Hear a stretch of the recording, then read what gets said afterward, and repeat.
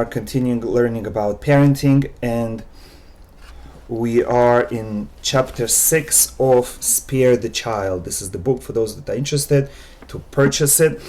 We're on page 44. Last week we learned about using prizes, and we asked ourselves two questions. Do prizes create a positive association or not? And are prizes considered educational tools or tools of control? And we concluded that prizes are tools of controlling the child. They are not educational tools, and therefore whenever you use a prize you have to include an educational tool, and that is explanation and praise, encouraging the child to actually leave the child with something long lasting. And we also concluded that prizes do not form positive association, but rather prizes develop a love in the child for money or for toys or for pleasure, for material possessions, and the child does not necessarily associate the prize with the activity. Okay, and the class before that we explained what is a positive association and a negative association, and we explained that you have to in everything the child does try to create a positive association which will help him in his future to do that action because he feels good about it, and to avoid creating a negative association, chas v'shalom, because then even though we want the child to do the action, but the child will not be able to because he feels bad about it. It reminds him of bad emotions or pain. Okay, and today on page 44 we are going to explain the relationship between control and education. Control and chinuch. We mentioned previously that you need both control at the beginning of the child's career, and then you have to supplement it and replace it with proper education, with chinuch. Now, there is a quote from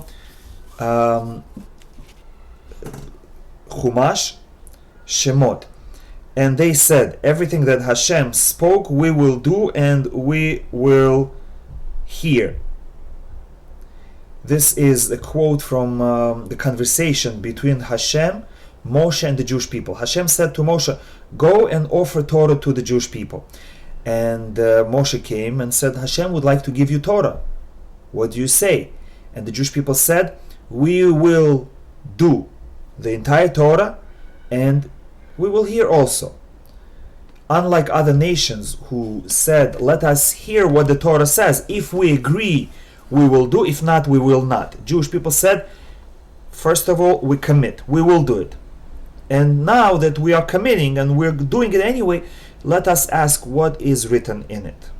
And the response of the Jewish people describes to us proper approach to teaching children, raising children. One of the most famous questions that children ask, not what is good and what is bad, but rather why. We tell them to do something, and instead of asking for details, how should I do it, when should I do it, they say why. And that is the immature response that the goyim, the nations of the world, gave to Hashem when Hashem said, I would like you to accept the Torah. And they said, why? They said, let us first hear it.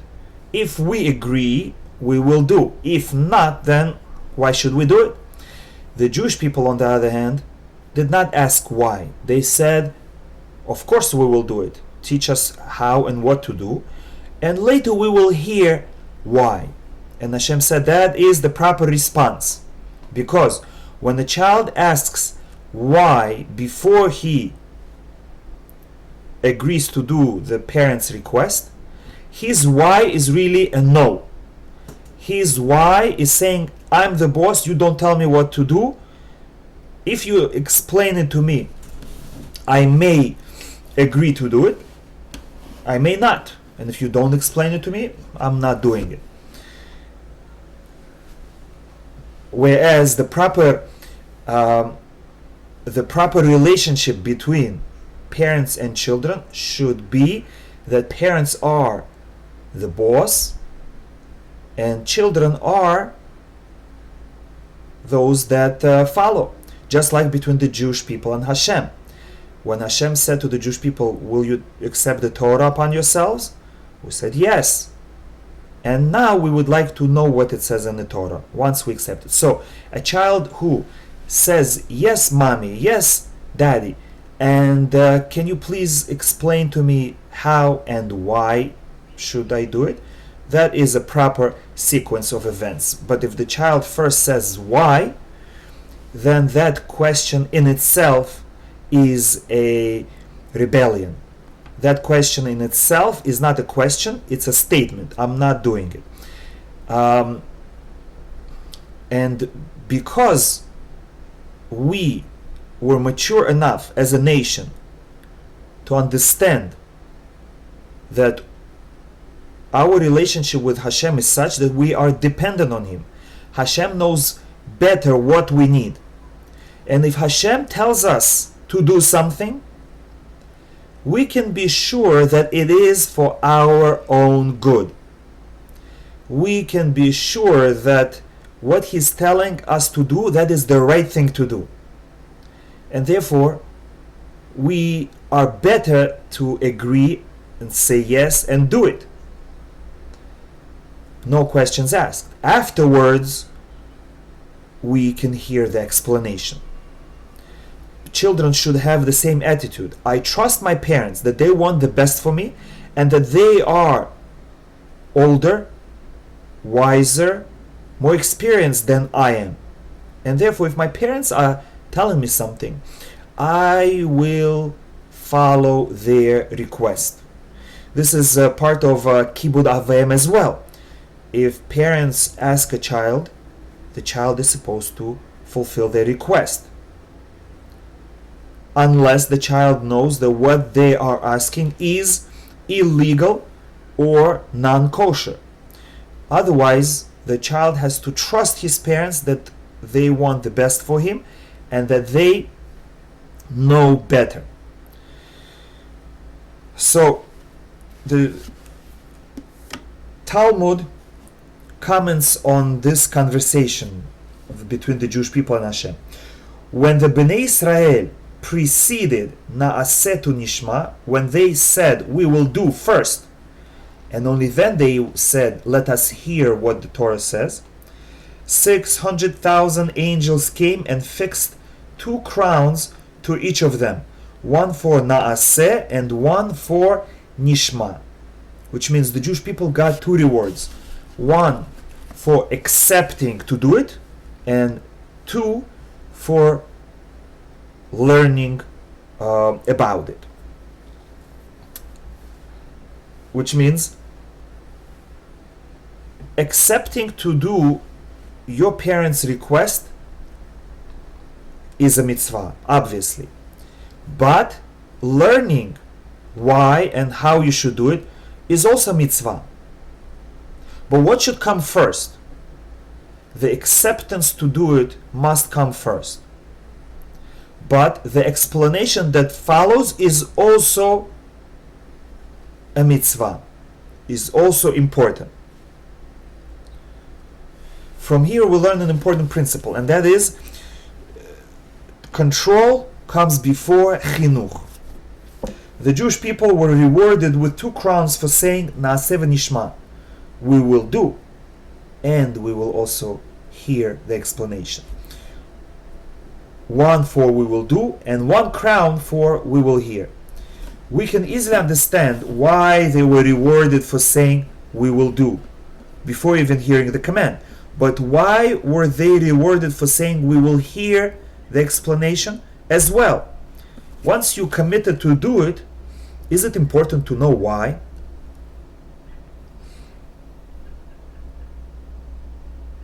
And here we see a tremendous lesson that controlling the child alone is not enough. When the child says, okay, mommy, I'll do it. Okay, temporarily you won. You got the child to do what you want. But your role as a parent doesn't stop there. You also have to do nishma. You also have to explain to the child why this is the proper way to do things, why this way is better than various other ways, why it's important for the child to do it. Once they had already committed to performing Hashem's mitzvot, what was so great about their agreeing to hear the explanation? The answer is that just as agreeing to do before hearing makes the doing that much greater, since it expresses absolute commitment and dedication, hearing after we are committed to doing makes the hearing that much greater. Which means sometimes people say, once I'm done with my exams in college, I don't want to hear about math, science, chemistry, all that I'm not interested in. I only did it for the grade. So that's, of course, pathetic. That's sad that a person would spend 4 or more years of their life learning nothing and not being interested about anything, not opening their mind, only interested in the action. I just want to get the diploma so that I can earn money. And of course, such a person is not going to be the greatest doctor or the greatest lawyer or greatest scientist if they're not really interested in knowing why. As soon as they're going to leave college, they're going to stop applying all the knowledge that they learned. They're just going to become robots, just doing the task that their boss tells them to do. No creativity, no advancement.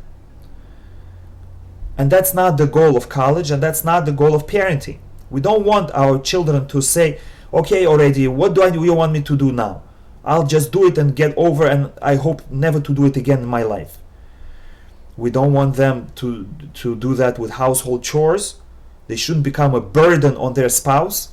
And we don't want them to do that with religion. We don't want them to learn Torah while they're in yeshiva because they're scared of us and of the principal, and then stop learning forever.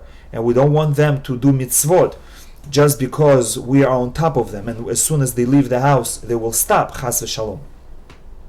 Rather, the goal of education is that children should understand why it's important to do, even after we force them, even after the school forced them.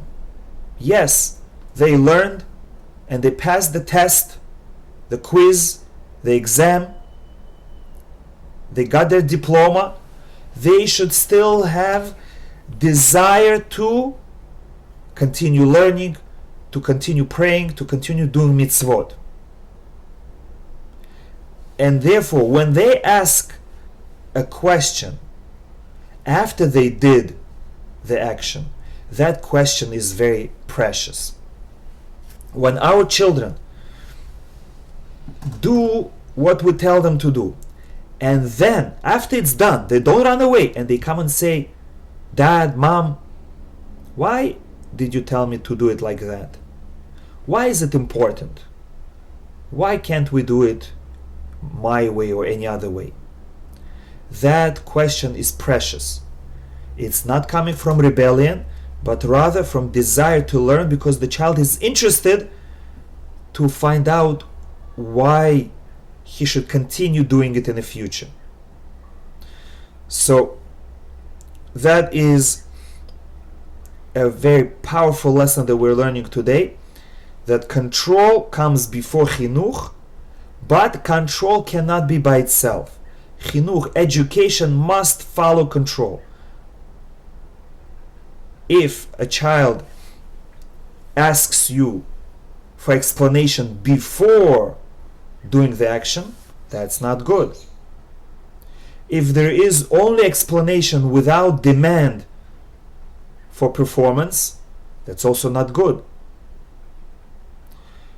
If the child puts his head down and performs but does not ask for explanation, that's also not good.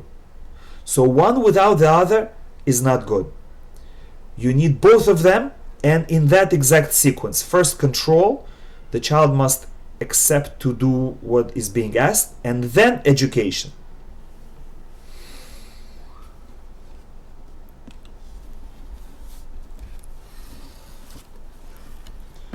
We don't like being told that we have to do something. That is a built-in reaction because we have a soul. We are independent. We have freedom to choose.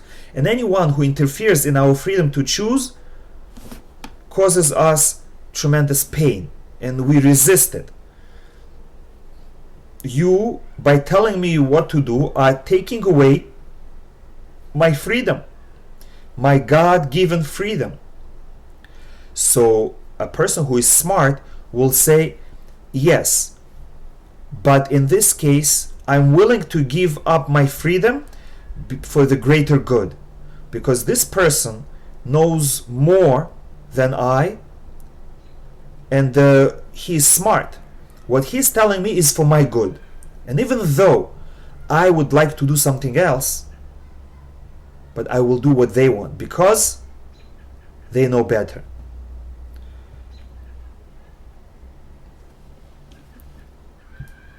Even if we are forced to listen, we will not hear it well, since we desire not to hear it.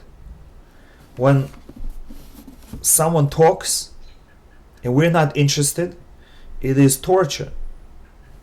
I don't want to listen. They're telling me to do something. They're trying to convince me to buy something or to do something that I don't want. And that's very painful. This will mean that both our understanding of the command and our appreciation of its truth and value will be compromised.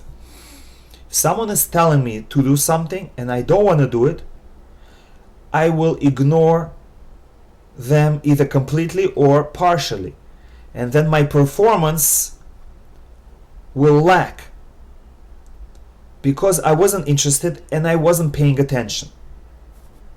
That makes it unlikely that the command will be performed optimally.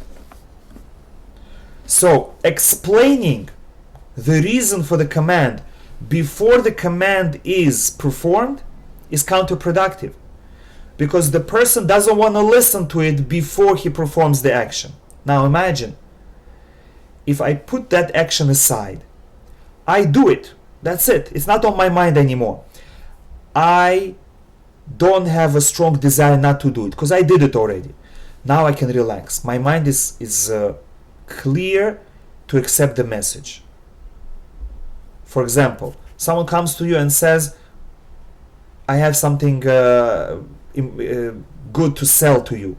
You're gonna like it, you need it, buy it from me. So right away we say, no, I don't want it, I don't need it, please get away from me. And he's trying to praise it, and we say, no, I don't want. But what if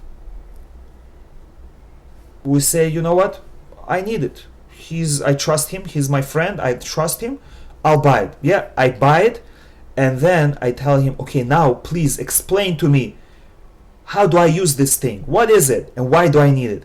And he will present it, and we will be all ears, because I bought it already. I put in effort, it became part of me. Now I want to hear why it is good. So that's the difference between a child asking why before performing the action. That is a rebellious why. I don't want to know, I don't want to hear, I don't want to do. And even if we explain to him why and tell him, okay, now do it, I explained to you, and he'll again say why, because he didn't hear us and he's not interested in the answer. He just wants not to do it. As opposed to when the parent forces the child to do it, whatever method he's gonna use, and then the parent explains why it is important, the child will not be under stress, rather he will be more calm and will accept the message, and then that explanation will be educational. Now let's continue. But when a person considers himself fully committed to something to the extent that he does not entertain the possibility of not doing it, then on the contrary, he very much does want to hear. Since he is going to do it anyway, he will want to feel that he's doing something great. And when a person wants to hear, to understand, and to appreciate it, he will perform it at the highest level. Therefore, we should delay the hearing until after committing to obedience creates a deeper understanding and appreciation. So don't rush to explain things to your children, but do explain them at the end. When the child asks why, more often than not, we should not answer. We can say, because I said so, I will explain to you after you do it, or something similar. Because explaining to them before they commit is a waste of time. Now, this is control. Telling a child, do it, and you'll receive explanation later. With chinuch, we take this a step further. By delaying our children's hearing until after they have already done what they have to do, we accomplish both a negative and a positive purpose. We eliminate their resistance to hearing, and we also make them want to hear. Once they wash the dishes, we can explain to them why we wanted them to use that sponge, that soap, that temperature of water, and why it's important to do it today and not to delay it until next week, and so on. This is a critical key to imposing authority correctly, as the following quotes illustrate. If I'm going to say is chutzpahdik, I apologize in advance. But when you told me to explain what I meant when I told my friends that you use the Torah for your own purposes, you said to write what I really feel. So here's what I really feel. Whenever you want to force us to do something, no matter what and no matter why, you find all kinds of explanations. This is a child speaking to the parent, and the child is telling the parent, my dear parent, whenever you tell us to do something, you try to explain yourself.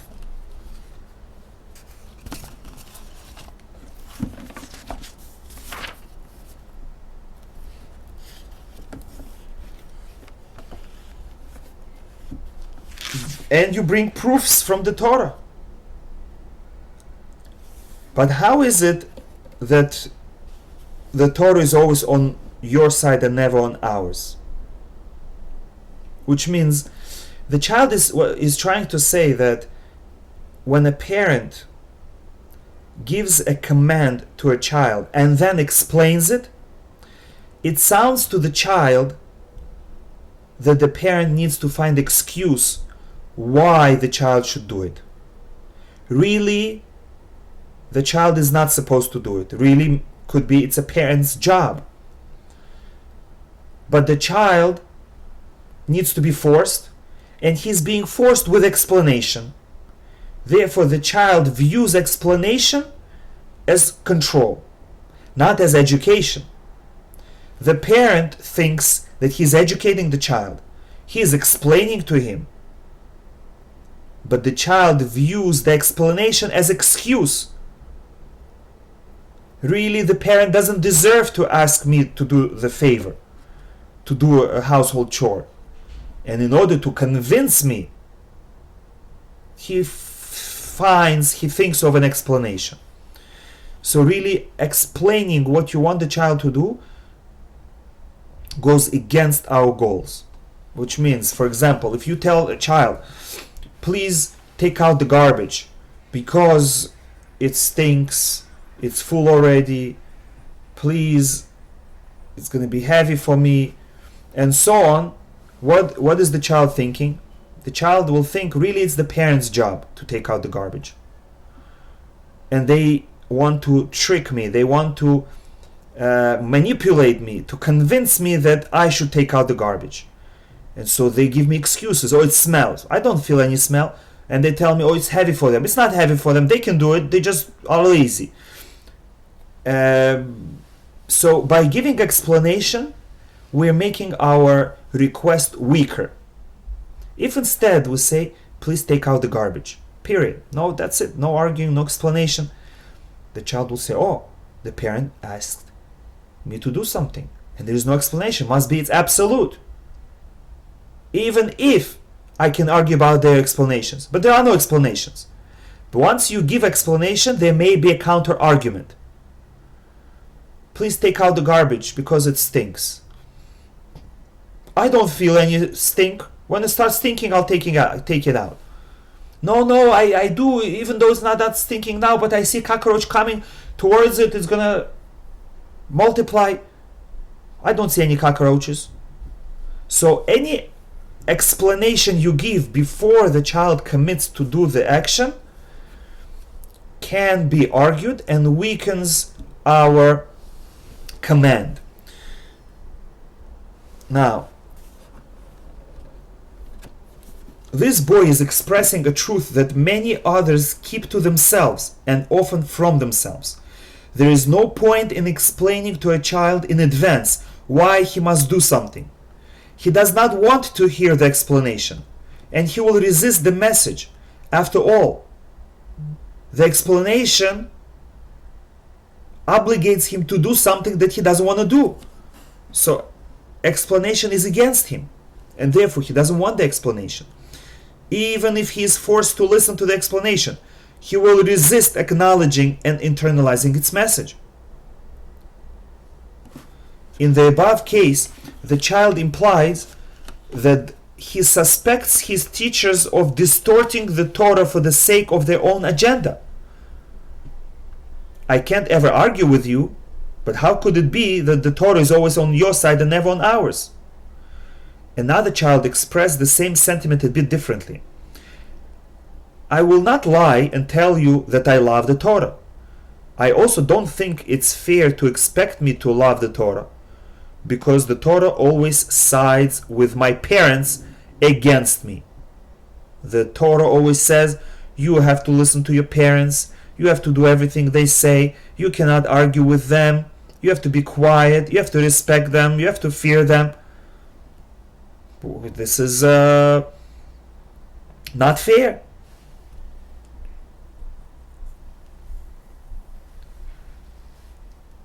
Another quote, this time from an adolescent. I heard you, but I wasn't really listening. Your job is to talk, our job is to ignore. I doubt that you yourself really mean everything you say. That's just the way it is. Parents and teachers talk and talk. And the kids have to pretend they're listening. Pretend they're listening? It's like the cat convincing the mouse to come out of his hole because it's dark and cold in there, and the air isn't healthy. If the mouse falls for it and comes out, then what? Then he's done. That's how children view our explanations. That our explanations are a form of manipulating them in doing what we want. These and similar statements all highlight the same point, attempting to put education before control, meaning to explain to the child the value of what he must do while making him do it, is futile. The child will not accept and internalize the explanation. He's not interested in the message. In fact, putting chinuch, education, before control is more than just a wasted effort. It is actually harmful. Apart from refusing to internalize the message that conflicts with what he wants, the child will develop a very negative attitude toward the message. He will come to view the message itself, meaning the Torah value, the halacha, the ethical teaching, as annoying. He might even view it as a pretense on the part of the parents.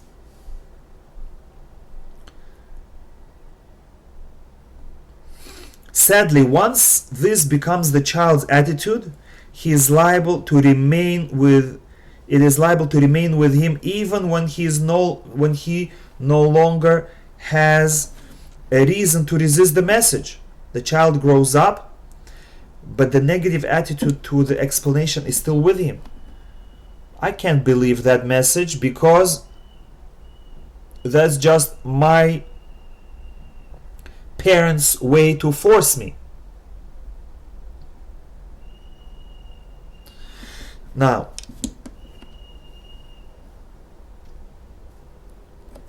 if a child regularly feels the need to resist Torah ideas that are being forced on him, he will learn to relate to all such ideas with suspicion and resistance.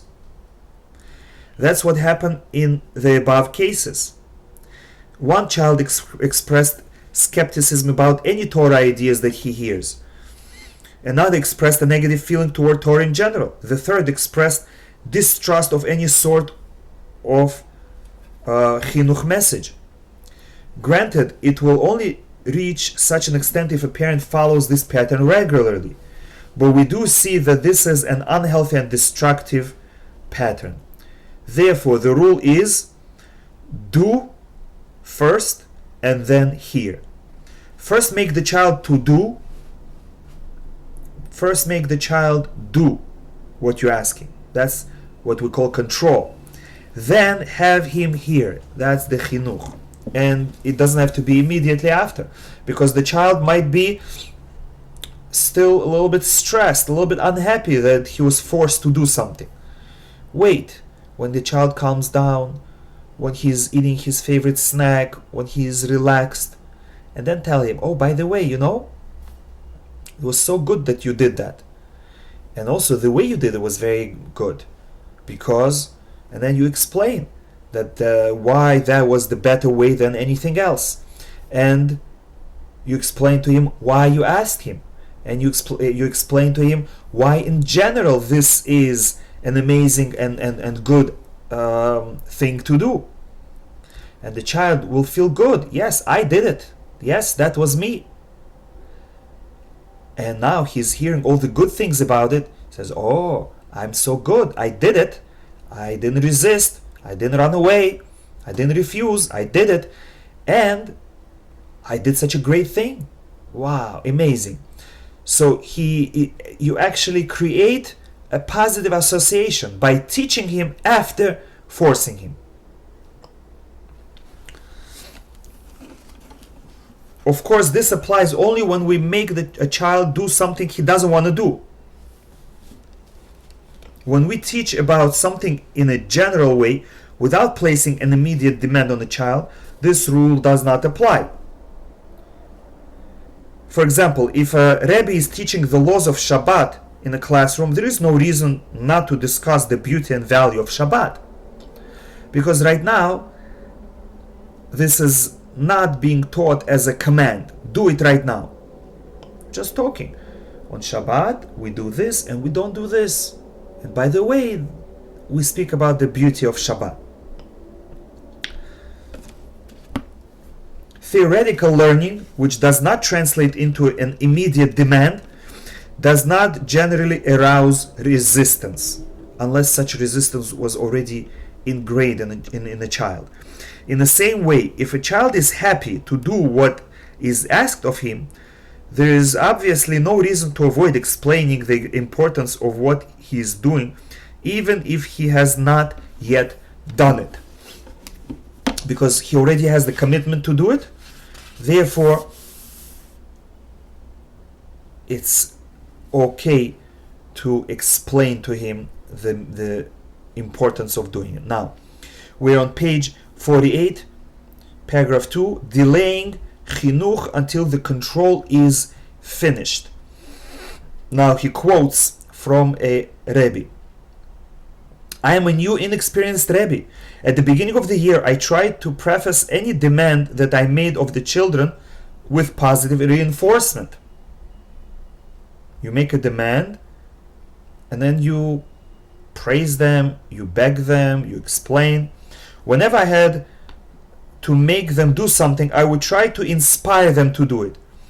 I thought that this would impel them to perform willingly, and I wouldn't have to force them. But reality proved me wrong. My attempts did not work at all. After hearing your lecture about Naaseh v'Nishma, I understood why. You were right. The children weren't interested in hearing my explanations.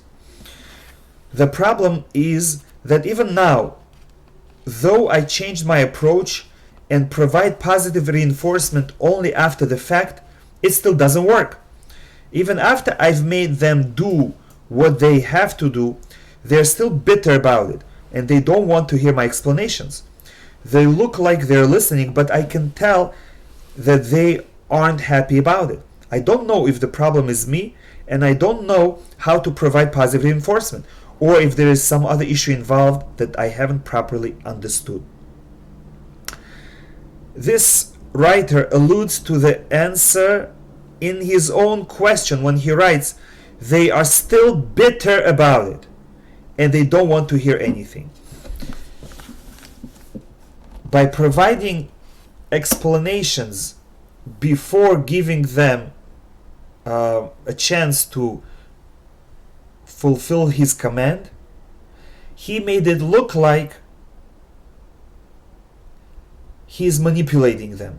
He made it look like really what he's asking is not important, and he's just tricking them in order to convince them to do it.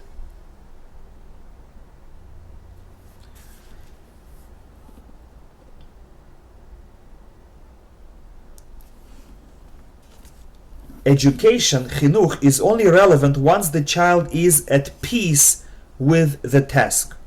As long as the child is still bitter, he has not yet reached that point. Although he has already performed, the effects of the control are not yet over. And as long as the control is not entirely finished, chinuch is still premature. As long as the child is still suffering because of what he needs to do, we should not force explanation upon him. As it says in Pirkei Avot, do not try to calm a person down at the moment when he's angry, and do not try to appease a person, to comfort a person when he's mourning. When a person is going through an emotion, don't try to speak logically with him. First, wait for the emotion to subside. So too, in chinuch, when we ask our children to do something, negative emotions arise. They resist. Don't try to educate them while their fence is up, their defense mechanism is activated. Wait until they do the action, then wait until they calm down. Add an an opportune moment, approach them and give them the explanation.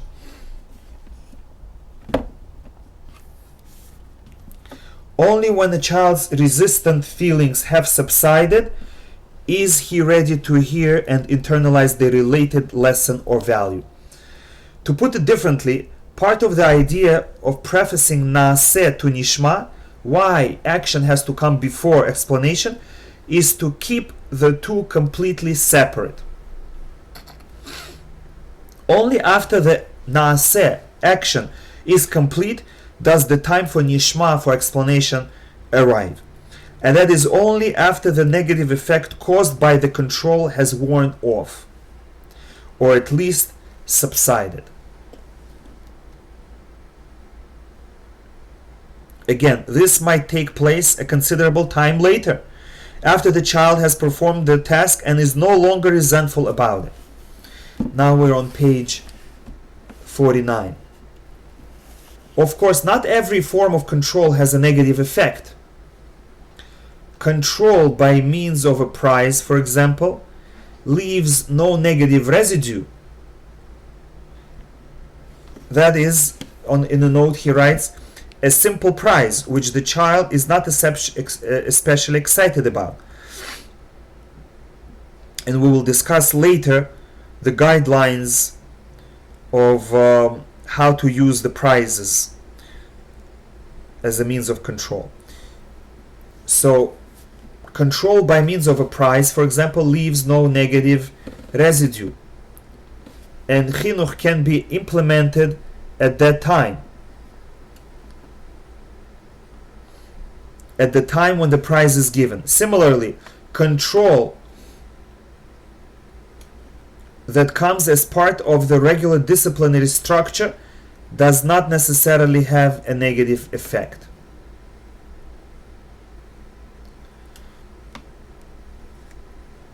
Again, control that comes as part of the regular disciplinary structure does not necessarily have a negative effect. Meaning, ordinary healthy commands that are or should be part of everyday life do not create a negative effect. Even if you ask the child the same thing every day, but the child is used to it. He knows that that's what the rules are in this family. He doesn't feel that you're burdening him too much because this is part of his structure. This is the system that he's used to.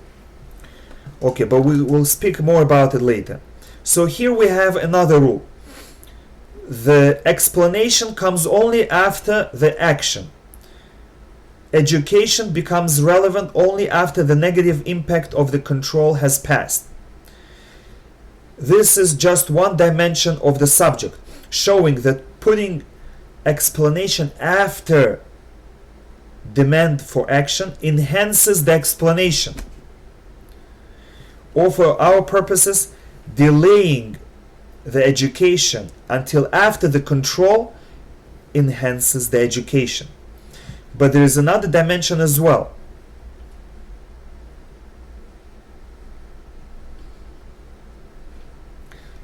When a child does the action without explanation, his action is of a higher quality. In other words, control that comes before chinuch will be more effective. Our role as parents will be strengthened when we demand from our children without explanation. Our authority will be greater if we demand from our children without giving them a reason, an excuse, a convincing argument, a manipulative suggestion, because they internalize the message. If my parent says something, I have to do, no matter what. My parent doesn't have to give me explanation.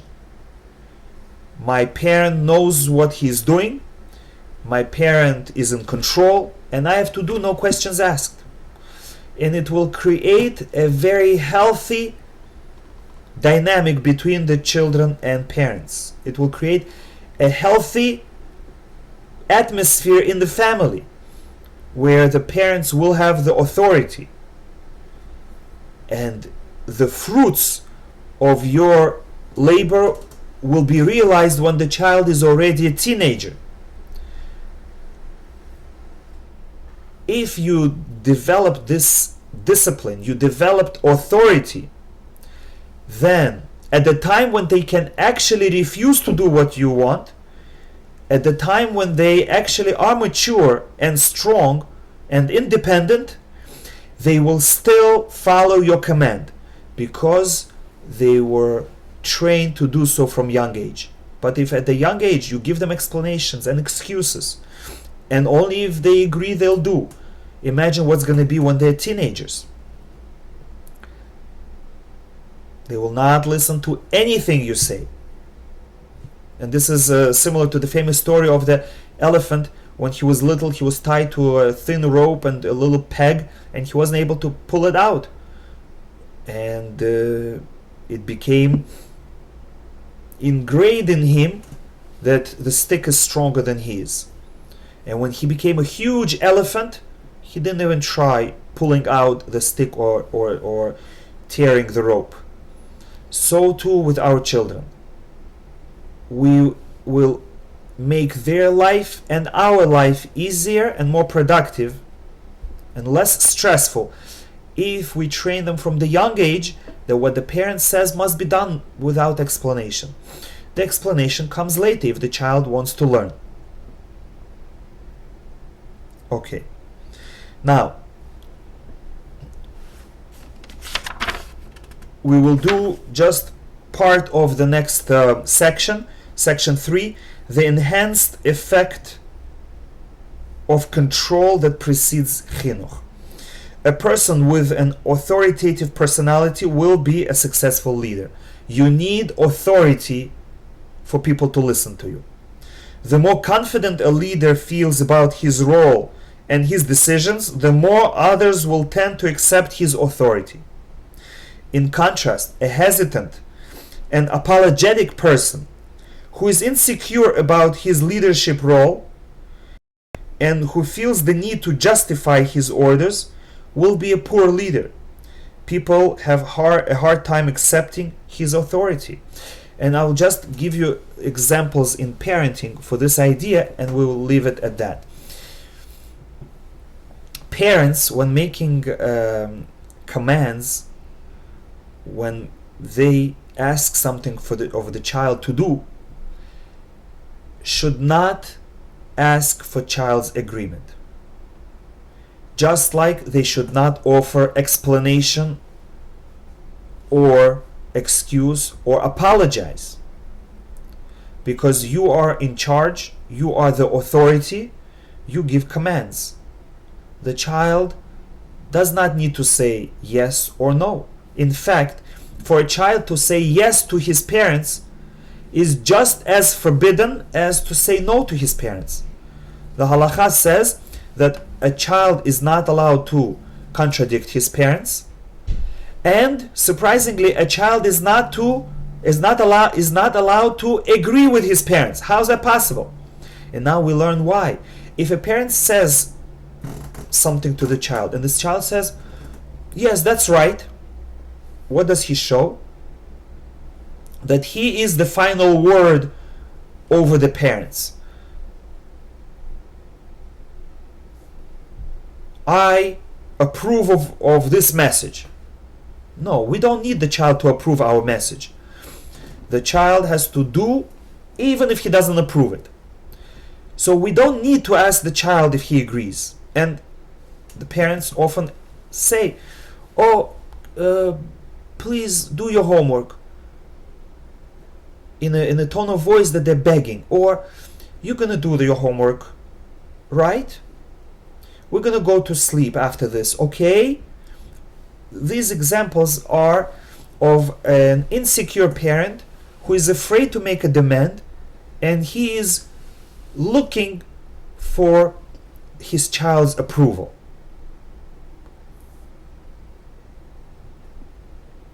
and it may be difficult at first. You need to remind yourself and train yourself not to say, okay, is it okay? Are you okay? Do you want? Right? To say it in a begging tone of voice. No, it has to be authoritative. After you do this, we're going to sleep.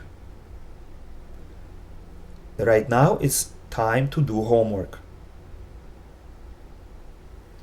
Please do your homework. No. You're going to do your homework. Okay? No. You're going to do your homework now. Do your homework now. Again, people who are hesitant and apologetic will be poor leaders. And parents cannot afford to be poor leaders. They have to be confident and authoritative. And then they will be successful leaders. And successful leaders have successful community. Successful parents have successful families. Bezat Hashem, we should all be successful parents. Bezat Hashem, we should all have children who are good people, who give us only happiness. And Bezat Hashem, we should be able to apply the lessons that we learned successfully and continue learning and improving our skills. Thank you for listening. Have a great